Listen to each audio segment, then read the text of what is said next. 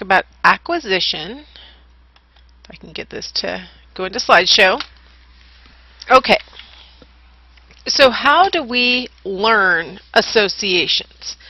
Okay, the graphic that you're seeing on the screen right now shows how across time on the x-axis we have different strengths of response to the neutral stimulus combined with the unconditioned stimulus, so that we're making a closer and closer association between the neutral stimulus and the unconditioned stimulus.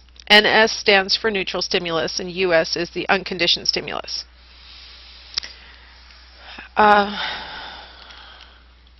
Sorry, my button wasn't ready to go. There we go.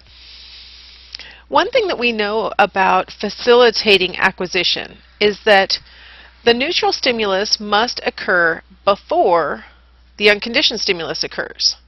So if you think back to Pavlov's tests where he rang a bell and then presented food, the neutral stimulus, the bell, appeared before the unconditioned stimulus, the food. Now, that happened for him by accident initially. He wasn't planning to study acquisition of information like this kind of learning. But a lot of researchers were interested in the years following Pavlov in finding out whether it really mattered whether the unconditioned stimulus came first or second. The fact that the neutral stimulus must come first and the unconditioned stimulus must come second really shows us that during the acquisition phase, the learner is acquiring the knowledge that the neutral stimulus is a predictor for the unconditioned stimulus. That the neutral stimulus is only meaningful in as much as it predicts the onset of the unconditioned stimulus, the thing that really matters.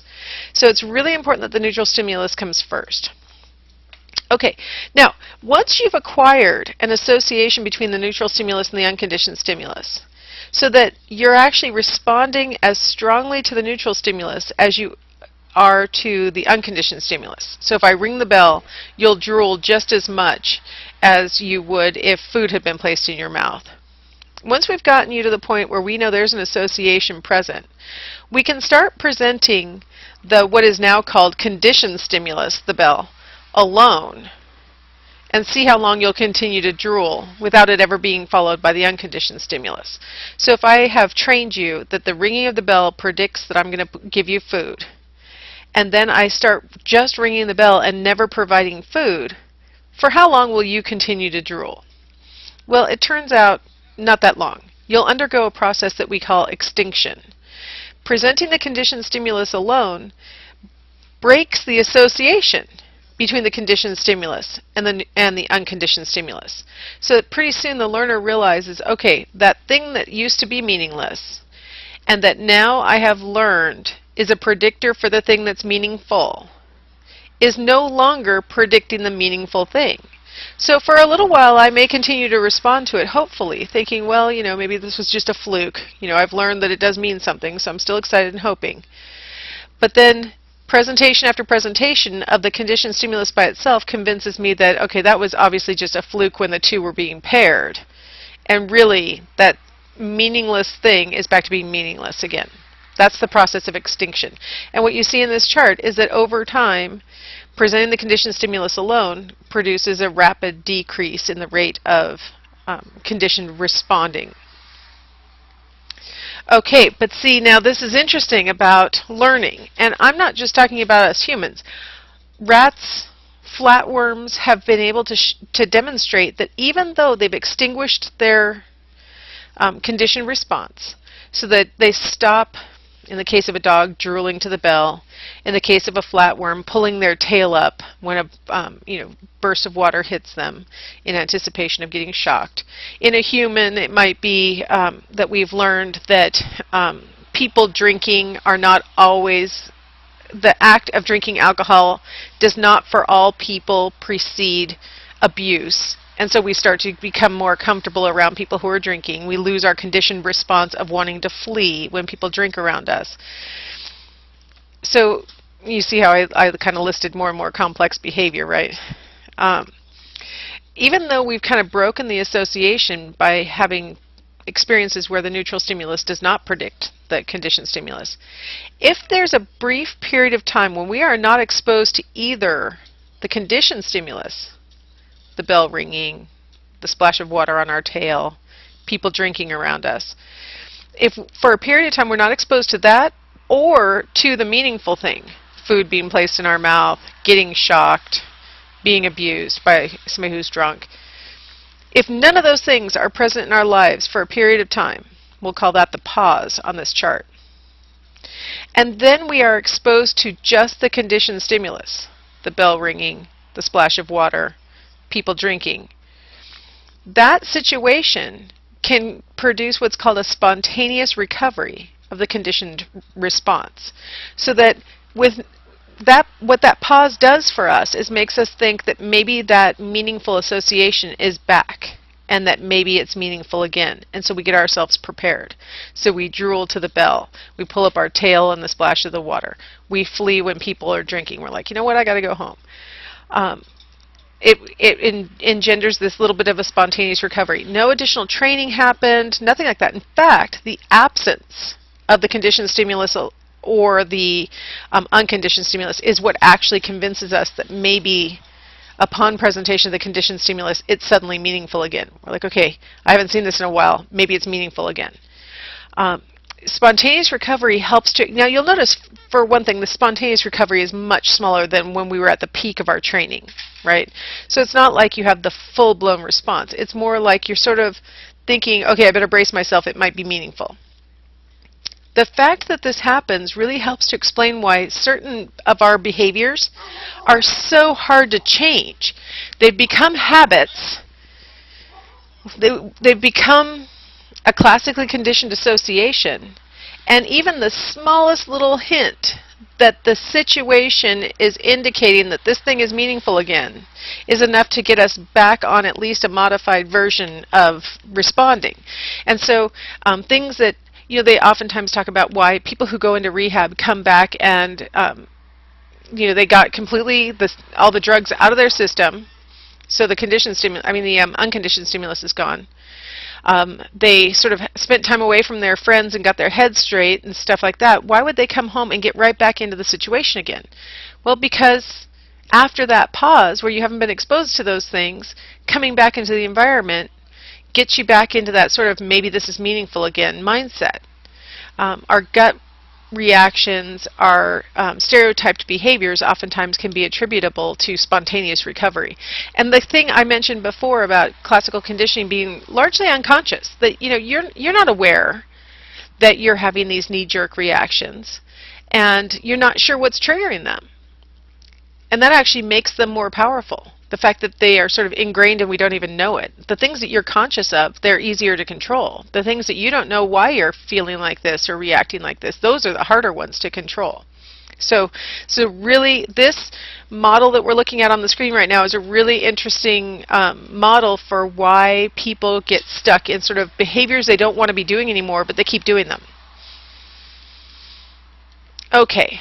Now, another aspect of classical conditioning is the fact that we can generalize from the neutral stimulus that's become a conditioned stimulus to other things that are sort of like it. Okay, first off, let's look at this graphic. I got it out of our textbook, and I just love that they chose onion breath as the neutral stimulus. In the top row, we've got passionate kissing as the unconditioned stimulus, leading to the unconditioned response of sexual arousal. I think we can all agree that is an unlearned association. In the middle row, we see that maybe the person who we are going to passionately kiss has onion breath. And so before we ever passionately kiss them that day, we smell that they've got onion breath on their breath. Onion breath is going to fall into that category of neutral stimulus. It might even be slightly aversive, right? It's certainly not passion-inducing. But by pairing it, let's say that every time your kissing partner comes over, they've got onion breath. Maybe every time you guys go out to eat, they always have onion on their food. Whenever they eat a lot of onions at home, so when they come to your house spontaneously, got onion breath, they like onions. So you start to pair the smell of onion breath with the passionate kissing that you engage in with them, and la-di-da, next thing you know, onion breath becomes a conditioned stimulus, and smelling it is enough to sort of engender a conditioned response of sexual arousal. I love that they picked onion breath for the textbook because, I mean, it's just so dumb to think about it. But, I mean, anybody who has ever kissed a smoker, especially a non-smoker who's ever kissed a smoker and initially was like, ugh, that's horrible, / I got used to it, and then now it's kind of arousing. You know, you make these associations. How about something that's more obvious, sticking in the realm of smell? Cologne, right? Your partner shows up with their cologne on, and then pretty soon that cologne becomes an arouser. I mean, all colognes smell more or less good, but when you start to associate a particular cologne with your partner, suddenly that cologne starts to smell really good. Dare I say sexually arousing, right? So it makes a little bit more sense with something that smells good, but it works for anything. It could be something bad that you're pairing. So generalization is when you take that conditioned response, and we've talked about this before, this little pattern that I just showed you. Generalization is when you take that response and you generalize it to other things that are sort of related. Garlic's in the onion family. Doesn't smell exactly like onions, but it's in the onion family. So maybe garlic breath would work also. Maybe your partner eats a lot of Italian food, and so it could be garlic, could be onion. Don't know. You generalize and you find both of those kinds of breath sort of arousing. Maybe if we were to stick in the genre of colognes, anything that maybe has a musky undertone to it might be, you might generalize to any of those, not just the one cologne that your partner wore. Discrimination is when you realize that you've got the thing that is actually the conditioned stimulus, let's say onion breath, and then you have something else that's another, let's say, kind of breath. I picked double mint gum breath. Another kind of breath. It's not just breath that we're generalizing to. It's specifically onion breath, or maybe generalizing to other related kinds of things like garlic breath, but we're not going to generalize to something as disparate as minty fresh breath. We would discriminate and say, okay, that's different, that's breath, but that's not the breath that I find arousing. I find arousing the kind of breath that my partner tended to show up with, which was onion breath, or relatedly leek breath, or chive breath, or garlic breath, right? But we can discriminate and not just randomly respond to just anything. We respond to things that are similar enough to the original conditioned stimulus, but not to things that are different enough from the original stimulus. Okay, so let's kind of finish up Pavlov by talking about extending what we know about learning from Pavlov's basic model.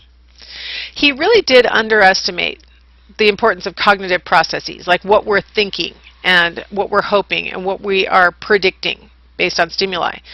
This cartoon is a classic. We've got a can opener with the mute button so that your dog and your cat don't come running when they hear you opening the can of food. Pavlov really focused on drooling and eye blinking and shivering, these very basic, instinctive and completely unconscious behaviors. And kind of didn't really talk about the fact that your dog at home here's the can opener, or in the case of my dogs, we have pop-top lids for their canned food, and so my daughter feeds the dogs with a spoon to get it out of the can. So if it's close-ish to 5 p.m. and my daughter goes in the kitchen and opens the silverware drawer, the dogs start flipping out. It's dinner time. So that seems a little conscious. That seems a little on purpose, that they are aware and that they are processing something at a deeper level. Pavlov kind of ignored that. He didn't really want to talk about, well, as I mentioned, he wasn't even a psychologist. He just wanted to talk about saliva. So he didn't really want to talk about these things.